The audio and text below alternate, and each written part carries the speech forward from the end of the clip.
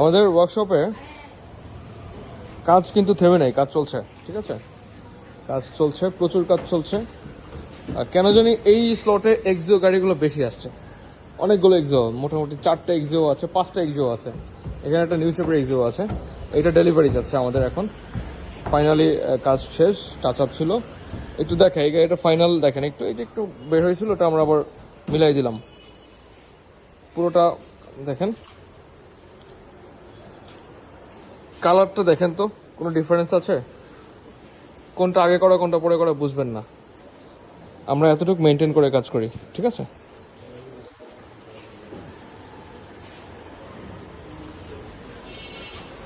এই একটা এক্সিও আমাদের এখানে আছে, পুরো বডিতে টাচ আপ হবে, ফুল বডি কালার হবে, পার্ল হোয়াইট কালার আছে, পার্ল হোয়াইটই হবে এটা, আবারও অরিজিনাল চিকেন্সের কালার হবে, এটা কাস্টমার ডিমান্ড ছিল, তো আমরা সেভাবেই কাজ করব।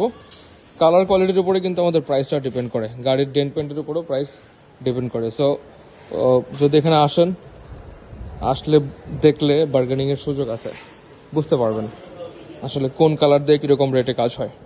ওকে, ধন্যবাদ সবাইকে।